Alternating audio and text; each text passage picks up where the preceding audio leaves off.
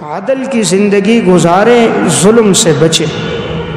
قرآن کریم میں اللہ رب العزت فرماتے ہیں ان اللہ یأمر بالعدل والاحسان، یقیناً تیرا رب تمہیں حکم دیتا ہے کہ تم انصاف کرو۔ اعدلوا هو اقرب للتقوی، عدل کی زندگی اختیار کرو، انصاف کی زندگی اختیار کرو، معاملات میں انصاف کرو، یہی تقوی کے زیادہ قریب ہے۔ تو جا بجا قرآن اور حدیث میں ہمیں عدل کا حکم ہے اور ہمیں ظلم سے روکا گیا۔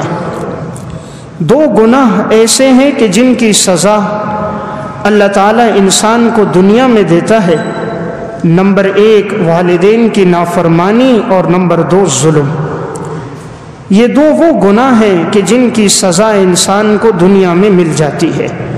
جو قبر سے سزا شروع ہوگی وہ تو اس کے علاوہ ہے، اور جہنم کی سزا تو اس کے علاوہ ہے۔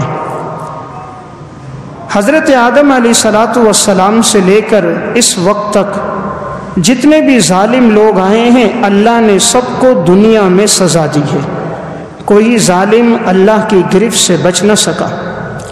سب سے پہلا ظالم تھا قابیل، جس نے اپنے بھائی حابیل کو قتل کیا۔ قتل کے بعد اس کی حالت یہ ہو گئی کہ بھائی کی لاش کو کندھے پر اٹھایا ہوا ہے، سمجھ نہیں آ رہا کہ لاش کا کیا کروں۔ فَبَعَثَهُ اللَّهُ غُرَابًا يَبْحَثُ فِي الْأَرْضِ لِيُرِيَهُ كَيْفَ يُوَارِي سَوْءَةَ أَخِيهِ قَالَ يَا وَيْلَتَا أَعْجَزْتُ أَنْ أَكُونَ مِثْلَ هَذَا الْغُرَابِ۔ سمجھ نہیں آ رہا تھا کہ لاش کا کیا کروں، تو دیکھا سامنے ایک کوا آیا، وہ زمین کو کھرید رہا تھا، تو اسے سمجھ آیا تو اس نے بھی زمین کو کھودا اور اپنے بھائی کی لاش کو زمین میں ڈالا، اور کہنے لگا میں تو کیسا ناکام اور نامراد ہو گیا کہ مجھے یہ بھی پتہ نہیں تھا۔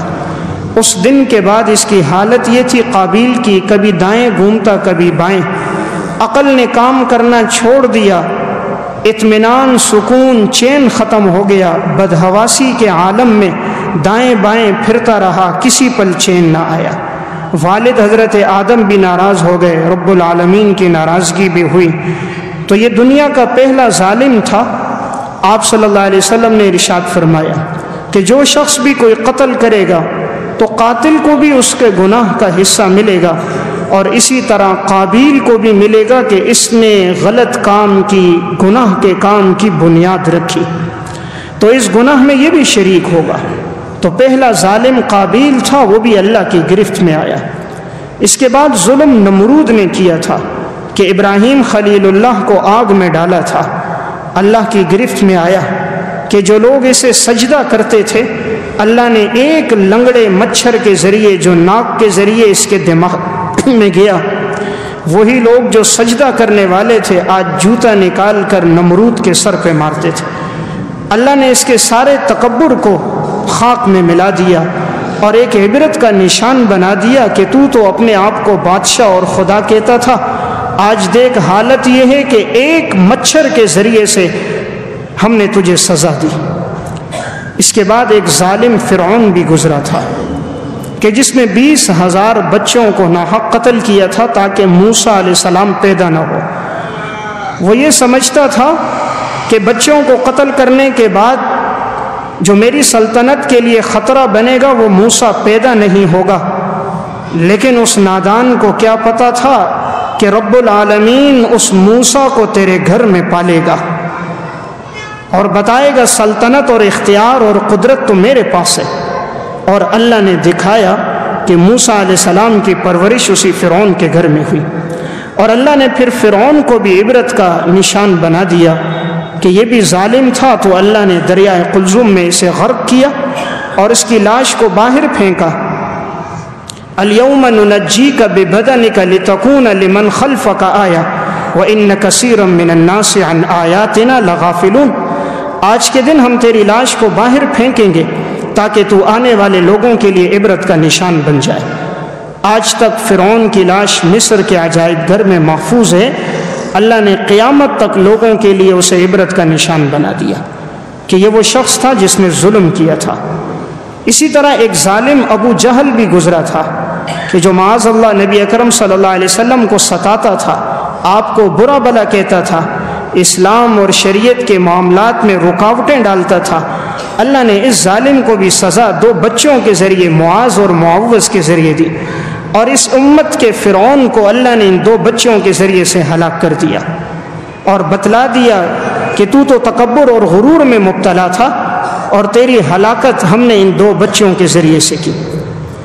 ایک ظالم وہ لوگ بھی گزرے تھے جنہوں نے حضرت عثمان رضی اللہ تعالیٰ عنہ کو شہید کیا تھا۔ سودان ابن حمران، عمر ابن حمق، یہ دونوں دیوار پھلانگ کر آئے۔ حضرت عثمان رضی اللہ تعالیٰ عنہ قرآن کی تلاوت کر رہے تھے۔ 40 دن تک ان کا کھانا پینا ان سبائیوں نے بند کر دیا تھا۔ 40 دن سے انہوں نے کچھ کھایا نہیں تھا، بھوک کی حالت تھی، لیکن اس حالت میں بھی اللہ کا قرآن پڑھ رہے تھے۔ اور یہ دونوں شخص آئے اور آتے ہی حضرت عثمان پہ وار کیا، سینے پہ وار ہوا تو جسم سے خون نکلا اور قرآن کریم کی اس آیت پہ لگا فَسَيَكْفِيكَهُمُ اللَّهُ وَهُوَ السَّمِيعُ الْعَلِيمُ، تیرا رب عن قریب تیری طرف سے ان لوگوں کے لیے کافی ہو گیا، وہ سننے والا جاننے والا ہے۔ اس میں اشارہ یہ تھا کہ تیرا رب ان ظالموں کو ضرور سزا دے گا۔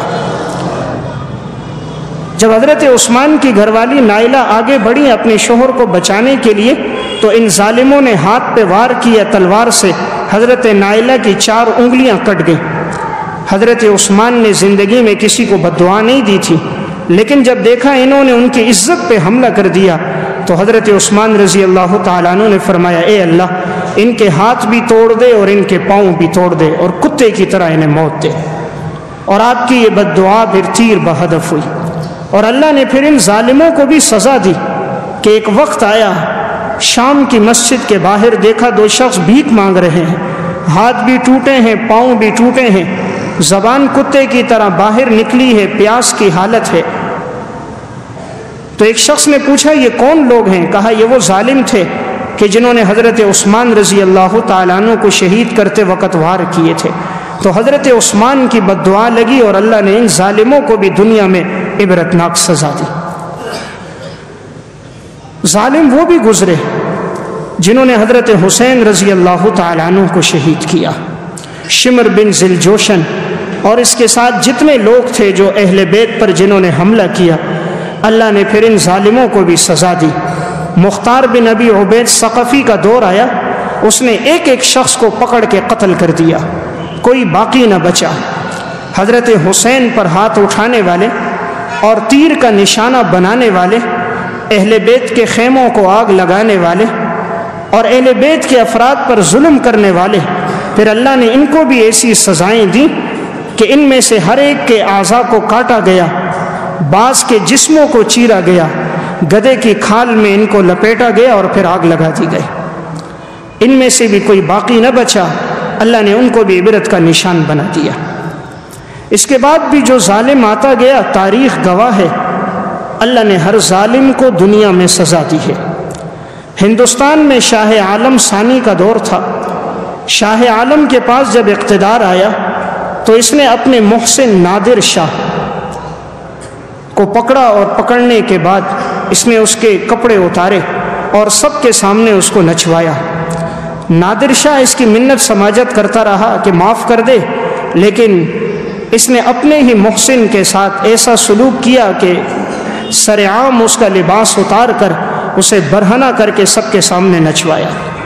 حالات نے پلٹا کھایا اور نادر شاہ کے پاس حکومت آ گئی اور شاہ عالم ثانی رعایا میں آ گیا۔ پھر نادر شاہ نے اپنا بدلہ اس طرح لیا کہ اس نے صرف اس کو نہیں نچوایا، اس کی بیٹیوں کو، اس کی بہنوں کو، اس کی بیوی کو، اس کے خاندان کی عورتوں کو برہنہ کر کے اس نے نچوایا۔ اور شاہ عالم سے کہا تو یہ منظر دیکھے گا، وہ نہ دیکھنا چاہتا تو یہ تیر اس کی آنکھوں کی طرف بڑھا دیتا، لیکن چونکہ نادر شاہ بھی حد سے آگے بڑھا کہ ان کی بیٹیوں بہنوں کو اس نے برہنہ کیا، یہ بھی ظلم میں آگے نکلا، تو مرہٹوں کی فوج مدد کے لیے آئی شاہ عالم ثانی کے لیے، اور انہوں نے پھر نادر شاہ کو برہنہ کر کے نچوایا بھی اور اس کی آنکھیں نکال دی، اعضاء کو کاٹ کاٹ کے اسے قتل کر دی۔ تو دنیا میں کوئی ظالم بچ نہ سکا۔ ان بطش ربک لشدید، تیرے رب کی پکڑ بہت سخت ہے۔ وَأُمْلِي لَهُمْ إِنَّ كَيْدِي مَتِينٌ، میں مہلت دیتا ہوں لیکن میری گرفت بہت سخت ہے۔ تو کبھی یہ بات انسان کے دل میں نہ آئے کہ میرے پاس دولت ہے، پیسہ ہے، اقتدار ہے، سلطنت ہے، میرے اوپر کوئی ہاتھ نہیں ڈال سکتا، میرے تعلقات بہت وسیع ہیں۔ ہاں ٹھیک ہے، کوئی انسان ہاتھ نہیں ڈالے گا، رب العالمین ہاتھ ڈالے گا۔ کوئی ہاتھ نہیں ڈالے گا، خالق ارض و سماوات ہاتھ ڈالے گا۔ تو انسان کے قانون کے شکنجے میں نہیں آئے گا، رب العالمین کی گرفت میں آئے گا، جس کا قانون ہے کہ وہ ظالم کو کبھی معاف نہیں کرتا۔ جس نے ظلم کیا ہے اللہ نے اسے عبرتناک سزا دی ہے۔ اسی طرح ظالم وہ بھی گزرے کہ جنہوں نے جب ان کے پاس اختیارات آئے اور انہوں نے ظلم کیا، اللہ نے کیسی سزا دی۔ میں ماضی قریب کے چند واقعات عرض کرتا ہوں تاکہ معلوم ہو کہ اللہ کا یہ جو نظام چلا آ رہا ہے مکافات عمل کا، یہ نظام آج تک باقی ہے اور ظالم کے لیے اسی طرح سزا ہے۔ اردو کی ایک کتاب ہے ناقابل فراموش سچے واقعات، اس میں انہوں نے ایک واقعہ لکھا۔ حیدرآباد کے اندر ایک پولیس انسپکٹر تھا اور یہ بہت مشہور تھا اس بات میں کہ یہ مجرموں سے جرم کا اقرار کروا دیتا ہے، اور یہ شخص اتنا ظالم تھا کہ یہ اقرار یوں کرواتا کہ جو شخص اس کے پاس لایا جاتا تو یہ اس کے پاخانے کے راستے میں لال مرچیں ڈالتا، ایک ڈنڈا لے لیتا، اس کے ساتھ مرچ لگاتا، اس راستے میں داخل کرتا، جسم میں پٹرول ڈال دیتا، تیل ڈال دیتا، اور اب جب انسان یوں تڑپنے لگتا ہے جس طرح کہ مچھلی کو پانی سے نکالا جائے وہ تڑپے تو یہ خوش ہوتا تھا، اور پھر بولتا تھا تم نے یہ جرم کیا یا نہیں کیا۔ جس نے نہ بھی کیا ہوتا وہ اس ظلم کو برداشت نہ کر سکتا تو کہہ دیتا، اور یہ خوش ہوتا کہ دیکھو میں نے فلاں مجرم سے اقرار کروایا، فلاں سے اقرار کروایا۔ اب اللہ کی طرف سے گرفت آئی۔ اللہ سزا اسی طرح دیتا ہے جس نوعیت کا ظلم ہوتا ہے۔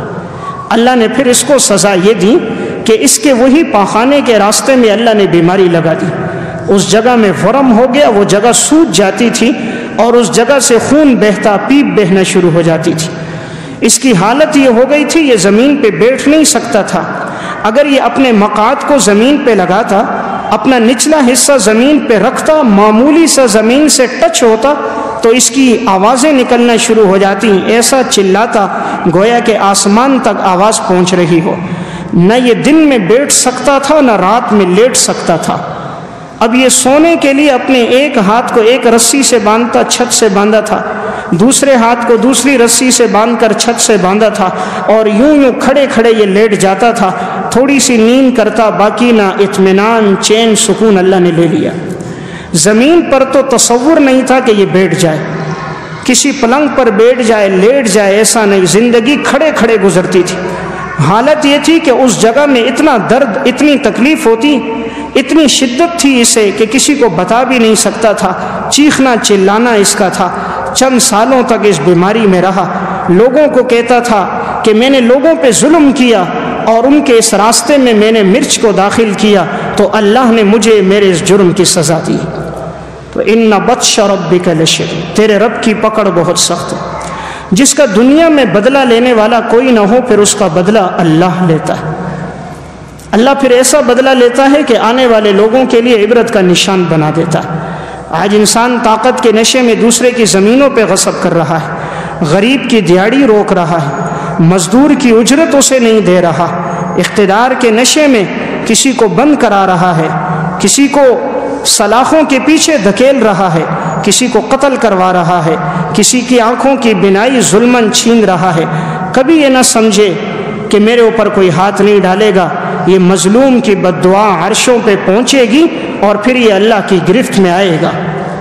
اسی کتاب میں انہوں نے ایک اور واقعہ لکھا، ناقابل فراموش سچے واقعات میں لکھا کہ ایک لڑکی تھی، اس کا نام صائمہ تھا، وہ بڑی نیک صالح صوم و صلات کی پابند تھی۔ جہاں اس کا نکاح ہوا تھا تو ساس سسر بھی اس پہ ظلم کرتے اور شوہر بھی اس پہ ظلم کرتا۔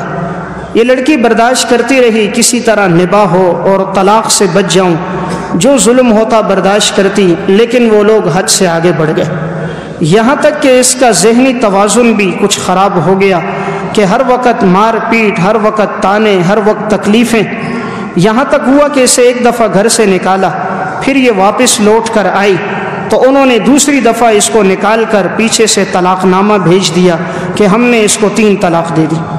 اور اس کی ساس سسر نے کہا کہ ہم اپنے بیٹے کی کسی اور جگہ شادی کرائیں گے جو مال اور دولت والی ہو، پیسے والی ہو، حسن و جمال والی ہو، یہ غریب لڑکی ہمیں نہیں چاہیے۔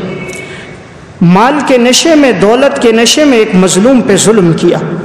اب اس بچی کو جب گھر میں پتہ چلا کہ مجھے طلاق دے دی گئی، اور اس کی چھوٹی سی ایک بچی تھی وہ بھی اس کے ساتھ بھیج دی، اس کے دونوں والدین بوڑھے تھے، گھر میں کمانے والا کوئی نہیں تھا، تو سوچنے لگی کہ اب میں بھی اپنے والدین پر بوجھ ہوں اور میری یہ بچی بھی بوجھ ہے، تو اب ہمارا کیا ہوگا؟ تو آخر حالات سے تنگ آ گئی۔ تنگ آ کر قریب ہی میں ایک ریل گاڑی گزرا کرتی تھی، تو ایک دن صبح کے وقت یہ وہاں بھاگتے ہوئے گئی۔ جیسے ہی ریل آنے لگی تو ایک دم سامنے کھڑی ہو گئی، ریل گاڑی تیزی میں تھی، اس کے اوپر سے گزر گئی۔ لڑکی کے جسم کے 2 ٹکڑے ہو گئے۔ جو لوگ وہاں موجود تھے ارد گرد سے آئے اور انہوں نے ہسپتال پہنچایا، لیکن دیکھا گیا اس کا انتقال ہو گیا، جسم مسخ ہو گیا تھا۔ اب یہ خبر اخبارات میں چلی کہ اس طرح ایک لڑکی کا انتقال ہو گیا، اور اس کا تعلق جس گھرانے سے ہو تو وہ اس کی لاش لے جائیں، فلاں جگہ ایدی سینٹر میں لاش موجود ہے۔ یہ بوڑھے والدین تلاش کر رہے تھے بیٹی کہاں گئی، کافی تلاش کیا تو بیٹی نہ ملی۔ کسی نے بتایا کہ فلاں جگہ پر اس طرح حادثہ ہوا ہے، وہ بھی ایک لڑکی کا تھا، شاید تمہاری بیٹی نہ ہو، جا کر دیکھ لو۔ یہ بوڑھے ماں باپ تھے اور چھوٹی اس کی وہ بچی تھی جو ان کی نواسی تھی، اس کا ہاتھ پکڑا ہوا ہسپتال پہنچے۔ انہوں نے کہا ایدی سینٹر میں جاؤ، وہاں جا کر دیکھا تو واقعی وہ ان کی بچی تھی، اور اس بچی نے اپنی زندگی کا سودا اس لیے کر دیا کہ ظلم و ستم سے تنگ آ گئی تھی۔ بوڑھے والدین نے جب یہ دیکھا کہ بچی پہلے تو طلاق ہوئی تھی، ظلم سہتی رہی، اور اب تو دنیا سے بھی چل بسی، انہوں نے ہاتھ پھیلائے، کہا اے اللہ، میری بچی اس جگہ تک جو پہنچی ہے اس کے پیچھے ان لوگوں کا ظلم و ستم تھا، اے اللہ تو انہیں اپنی گرفت میں لینا۔ اس لڑکی کی تو تدفین ہو گئی، چند دن گزرے تھے، یہ ساس سسر بھی بہت خوش تھا، اس کا شوہر بھی بڑا خوش تھا کہ اچھا ہے یہ مر گئی، ہم دوسری جگہ شادی کرتے ہیں۔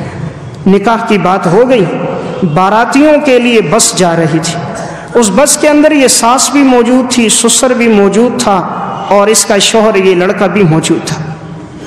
چند دن ہی گزرے تھے کہ خبر یہ آئی کہ وہ بس اوپر سے گزر رہی تھی، پہاڑ کے اوپر سے اچانک کھائی میں نیچے گر گئی، باقی لوگ بچ گئے، ساس سسر اور اس شوہر کا انتقال ہو گیا، اور لاشیں ایسی مسخ ہو گئی کہ وہ پہچان میں نہیں آتی تھی، بڑی مشکل سے نکالا گیا۔ اللہ نے تینوں کو سزا دے دی۔ تو ان بطش ربک لشدید، تیرے رب کی پکڑ بہت سخت ہے، سب سے زیادہ طاقتور اللہ کی ذات ہے۔ یہ کبھی نہیں کہ میرے ہاتھوں میں طاقت، میری کرسی میں طاقت، میرے اقتدار میں طاقت، میری سلطنت میں طاقت۔ او بے بس انسان، تو اپنی حقیقت تو دیکھ، تو ایک بے حقیر قطرے سے پیدا ہوا کہ جس کے نکلنے سے غسل فرض ہو جاتا ہے۔ انسان کی ساری عقل رب کی پکڑ کے ایک جھٹکے سے ختم ہو جاتی ہے۔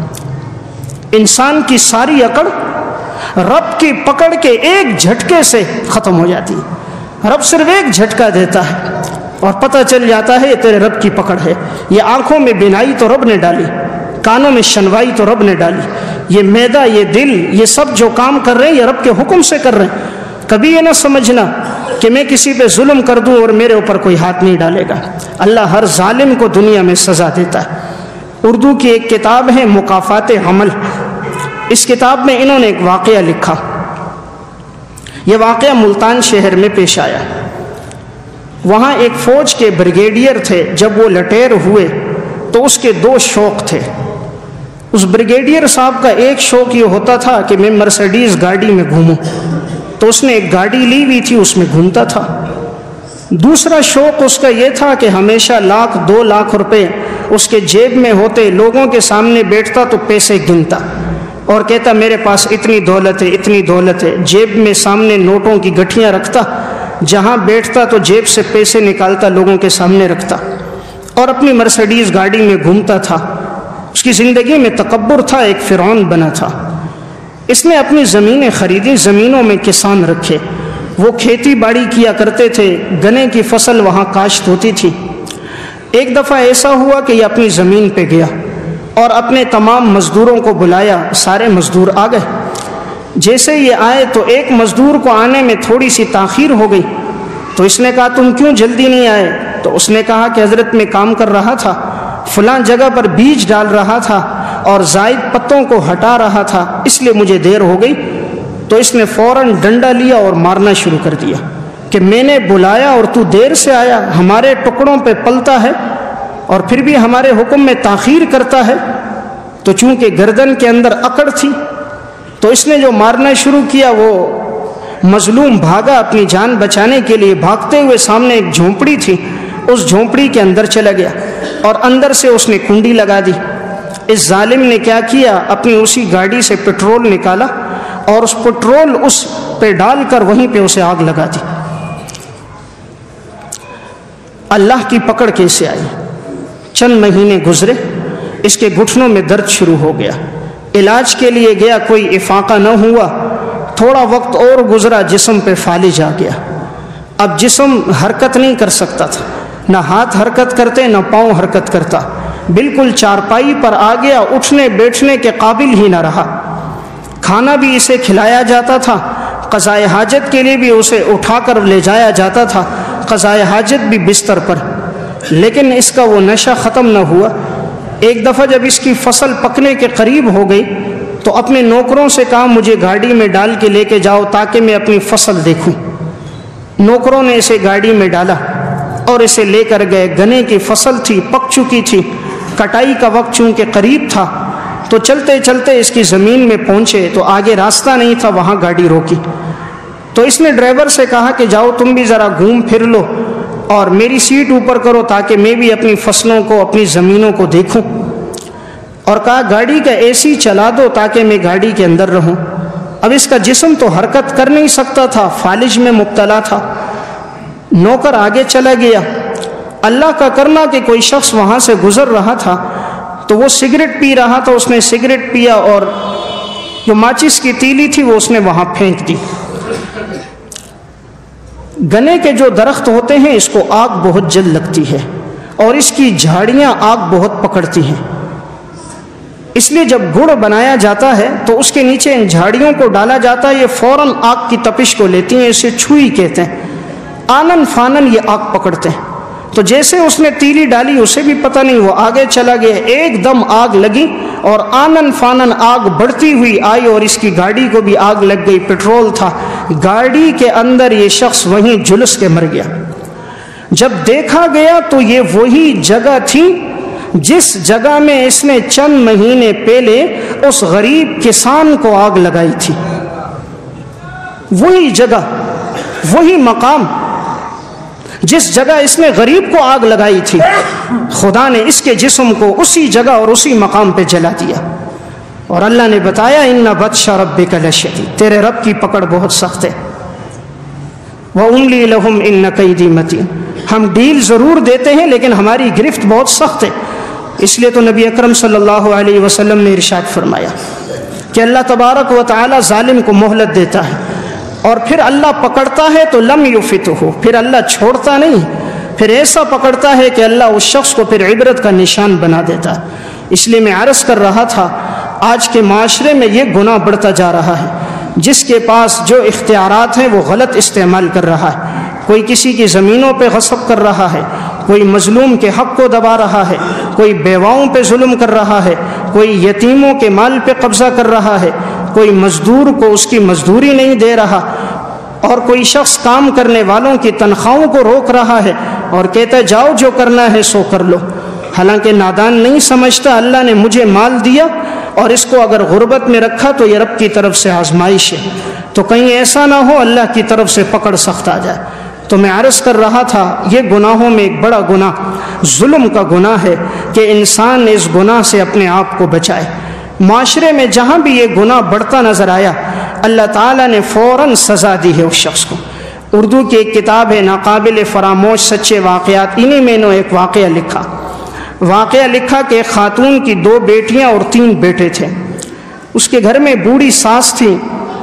اب یہ آئے دن اپنی ساس کے ساتھ جھگڑا کرتی تھی، بات میں ساس کے ساتھ جھگڑا شروع کر دیتی۔ نوبت یہاں تک پہنچی کہ ساس پہ ہاتھ اٹھایا اور اس نے اسے مارنا پیٹنا شروع کر دیا۔ کبھی دھکے دیتی، کبھی اوپر سے گرا دیتی، کبھی جوتی نکال کے مارنا شروع کر دیتی۔ ساس بیچاری بیماریوں میں تھی، کوئی پوچھنے والا نہیں تھا۔ آخر اس حال میں اس کا انتقال ہو گیا۔ اب اللہ کی طرف سے گرفت ایسی آئی، اس کی بیٹی جب جوان ہو گئی، اللہ فوراً نہیں پکڑتا، اللہ مہلت دیتا ہے۔ اللہ نے فرعون جیسے ظالم کو 300 سال مہلت دی، تو آج کے ظالم کو اللہ 10-12 سال مہلت نہیں دے گا؟ نادان سمجھتا دیکھو ظلم کیا کچھ نہ ہوا، اینڈ دیکھو کیا ہوا، مستقبل اس کا کیا ہوا وہ دیکھو، اس کی موت کیسے آئی وہ دیکھو، اس کی اولادیں کیسی ہو گئی وہ دیکھو، کہ اللہ نے کس طرح لا علاج بیماریوں میں انہیں مبتلا کر دیا۔ پھر یہی ہوا کہ جس عورت نے اپنی ساس کے ساتھ یہ ظلم و ستم کیا تھا، اللہ نے اس کو کیا سزا دی؟ سزا یہ دی کہ جب اس کی لڑکی بالغ ہو گئی تو وہ لڑکی ایک دم پاگل ہو گئی۔ اب حالت یہ تھی، کہیں بھاگ جاتی، گھر سے باہر نکلتی، لوگوں کے گھروں میں گھستی، کسی کا سامان توڑ دیتی، کسی کے سامان کو باہر نکالتی، ایک سے جھگڑا، دوسرے سے جھگڑا، آئے دن اس کی یہ حالت ہو گئی۔ ماں تنگ ہو جاتی تھی، اس کو گھر میں رسیوں سے زنجیروں سے باندھتی تھی، ہر وقت اس کا چیخنا چلانا تھا، نہ رات کا آرام نہ دن کا آرام۔ علاج کراتی کوئی فائدہ نہ ہوا، جتنی دولت تھی وہاں لگ گئی۔ دوسری طرف اس کا جب بیٹا جوان ہوا تو وہ نشے میں لگ گیا، ہیروئن اور چرس کا نشہ تھا، جو گھر کا سامان بچا اس نے نشے میں فروخت کر دیا، اور حالت یہ ہوئی کہ عین جوانی کے اندر اس لڑکے کا انتقال ہو گیا۔ تو اب جوان بیٹا بھی ہاتھ سے چلا گیا، جوان بیٹی بھی مجنون اور پاگل ہو گئی، بکیا بیٹیوں کا کوئی رشتہ لینے ہی نہیں آتا تھا، گھر میں فقر، تنگ دستی، حالات اس کے علاوہ تھے۔ پھر یہ لوگوں سے کہتی تھی کہ میں نے ظلم کیا اور اللہ نے مجھے یہ سزا دی۔ تو دنیا میں کوئی بھی ظالم آیا اور اس نے جس نوعیت کا ظلم کیا ہے، اللہ تعالیٰ نے اسے سزا دی ہے، وہ اللہ کی گرفت سے نہیں بچ سکا۔ اس لیے والدین ہیں تو انسان کبھی ان پہ بھی ظلم نہ کرے، ماں باپ کا ادب اور احترام باقی رکھے۔ آج کی نئی نسل جب جوان ہو جاتی ہے، ماں باپ سے کہتے ہیں تمہیں کیا معلوم ہے، تم حالات کو نہیں سمجھتے، واقعات کا تمہیں علم نہیں ہے، انہیں جاہل اور بیوقوف کہتے ہیں، انہیں دھکے دیتے ہیں، بد اخلاقی اور بد زبانی کرتے ہیں، کہتے ہیں تمہیں نہیں پتہ، حالانکہ جب تو بولنے کے قابل نہیں تھا، ماں باپ اس وقت بھی تیری ضرورت کو سمجھتے تھے۔ ماں باپ کو پتہ تھا اسے بھوک لگی ہے، اسے پیاس لگی ہے، یہ اس لیے رو رہا ہے کہ نیچے اس کا بستر گیلا ہو گیا، اس نے پیشاب پخانہ کیا ہے۔ جب تو بولنے کے قابل نہیں تھا تب وہ تیری بات سمجھتے تھے، آج جب تو بولنے کے قابل ہو گیا تو ان پہ ہاتھ اٹھاتا ہے، ان کے گریبان میں ہاتھ ڈالتا ہے کہ تم حالات سے واقف نہیں اور ظلم کر رہا ہے، تو اللہ پھر ان کو بھی کیسی سزا دیتا ہے۔ میں ایک واقعہ سنا کے بات ختم کرتا ہوں۔ اسی طرح ساس بہو کا جھگڑا تھا، ناقابل فراموش سچے واقعات میں یہ قصہ ہے، اور بہو آئے دن اپنی ساس کے ساتھ جھگڑا کرتی تھی۔ ساس کی عمر زیادہ تھی، عمر رسیدہ تھی، اس کے لیے کوئی اور جگہ نہیں تھی، یہیں اپنے بیٹے کے پاس ٹھہرتی تھی، اور یہ بہو آئے دن اپنے میکے چلی جاتی۔ شوہر پیچھے گیا، راضی کر کے واپس لایا، تو اس نے کہا اب جو میں تیرے پاس آ رہی ہوں تو ایک شرط ہے، اس شرط پہ آؤں گی یا اس گھر میں تیری ماں رہے گی یا میں رہوں گی، یا تیری ماں رہے گی یا میں رہوں گی، ہم دونوں نہیں رہیں گے، مجھے رکھنا ہے تو ماں کو چھوڑو، اور اگر ماں کو رکھنا ہے تو مجھے چھوڑو۔ اس ظالم نے کہا تم آ جاؤ، میں اپنی ماں کو قتل کر دوں گا۔ اپنی بیوی کو لے کر آیا اور اپنی ماں سے ایک دن کہنے لگا کہ میں گھاس کاٹنے جاتا ہوں، گھاس کا گٹھا بہت بھاری ہوتا ہے، میں اٹھا نہیں سکتا، اماں جان تو ساتھ آ تاکہ وہ گٹھا اٹھا کر میرے کندھے پہ رکھ دینا۔ ماں تو ماں ہوتی ہے، وہ سمجھی واقعی بیٹا نہیں اٹھا سکتا ہے، چلو مدد کر دوں گی۔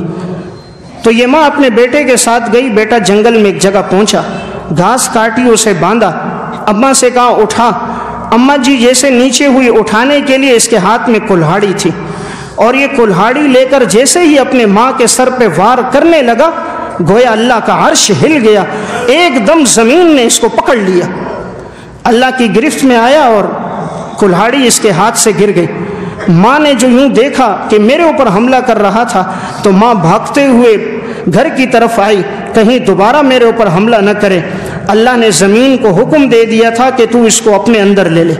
اب یہ زمین کے اندر دھنستا جا رہا تھا، کوشش کرتا اپنے پاؤں نکالتا لیکن پاؤں نہیں نکلتے تھے۔ اس نے چیخنا چلانا شروع کر دیا کہ لوگوں مجھے نکالو، مجھے نکالو، مجھے نکالو۔ دھنستا گیا، لوگ سارے جمع ہو گئے، ارد گرد میں خبر پھیل گئی، آہستہ آہستہ زمین میں جا رہا ہے۔ کسی نے کہا فلاں پہلوان کو بلاؤ، وہ ہاتھ دے گا تو نکال دے گا۔ جلدی سے پہلوان کو بلایا گیا، پہلوان نے ہاتھ دیا، کھینچنے لگا، لیکن کون رب کی طاقت کا مقابلہ کرے؟ جسے تیرا رب پکڑ لے اسے کوئی نہیں چھوڑا سکتا۔ سارے آگے کھینچنے لگے لیکن کوئی بھی اسے باہر نہ نکال سکا، سب کے سامنے وہ زندہ زمین میں دھس گیا۔ اللہ نے عبرت کا نشان بنا دیا کہ کبھی بھی انسان ظلم نہ کرے، یہ کبھی نہ سوچے کہ میرے پاس اقتدار ہے، میرے پاس دولت ہے، میرے بیٹے موجود ہیں، میرے تعلقات بڑے وسیع ہیں، سب کچھ ہے، لیکن عرش پہ تیرا رب بھی بیٹھا ہے۔